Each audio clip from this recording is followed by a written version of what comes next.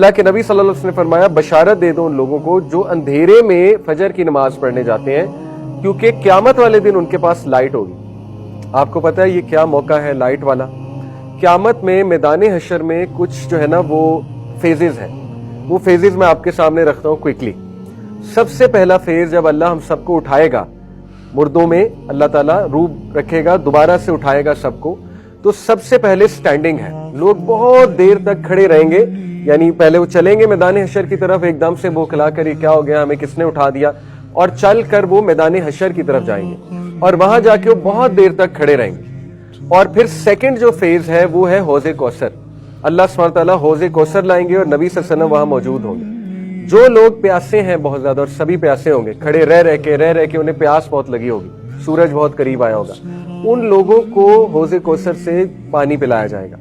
بہت سے لوگ بھاگیں گے حوض کوثر کی طرف، لیکن صرف ان لوگوں کو آگے کیا جائے گا جو نبی صلی اللہ علیہ وسلم کی سنت پر زندگی گزارتے ہیں، ان کو پانی پلایا جائے گا، وہاں سے جو بھی مشروب ہے وہ پلایا جائے گا حوض کوثر سے۔ باقیوں کو پیچھے کر دیا جائے گا، کفار کو تو ویسے ہی پیچھے کر دیا جائے گا، لیکن ایسے لوگ جو مسلمان ہیں لیکن انہوں نے سنت پر عمل نہیں کیا یا چینج کر دیا دین کو، بدعت میں پڑ گئے، ان کو بھی فرشتے پیچھے کر دیں گے۔ دوسرا فیز ہے۔ تیسرا فیز یہ ہے کہ دوبارہ سے بہت دیر تک کھڑا رہنے پڑے گا، اور یہاں تک کہ لوگ اللہ سے یہ التجا کرنے لگیں گے کہ اے ہمارے رب بے شک ہمیں جہنم میں ڈال دے، یہاں سے نکال لے، یعنی اتنا زیادہ وہاں پہ ٹرائل ہوگا میدان حشر میں۔ اور اس کے بعد نبی صلی اللہ علیہ وسلم سفارش کریں گے، سفارش اللہ سے کریں گے سجدے میں گر کے، کس چیز کی سفارش؟ کہ اللہ حساب شروع کر دیں، تو اللہ تعالیٰ حساب شروع کر دیں گے۔ ٹھیک ہے، حساب کس طرح شروع ہوگا؟ سب سے پہلے انسان کی ڈیڈز کو ایگزامن کیا جائے گا، ایگزامینیشن آف ڈیڈز، آپ کے ہاتھ میں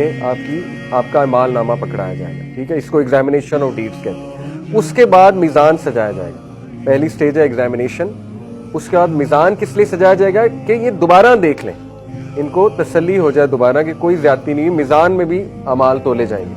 اور میزان میں اعمال تولنے کے بعد جو ہے وہ پھر ایک فیز آتا ہے جب کہ اندھیرا چھا جائے گا، گھپ اندھیرا چھا جائے گا، پچ ڈارکنیس ہوگی، اس میں کچھ لوگوں کے پاس لائٹ ہوگی، ٹھیک ہے، وہ لوگ لائٹ کے سہارے پل صراط کی طرف جائیں گے اور ایزیلی پہنچ جائیں گے۔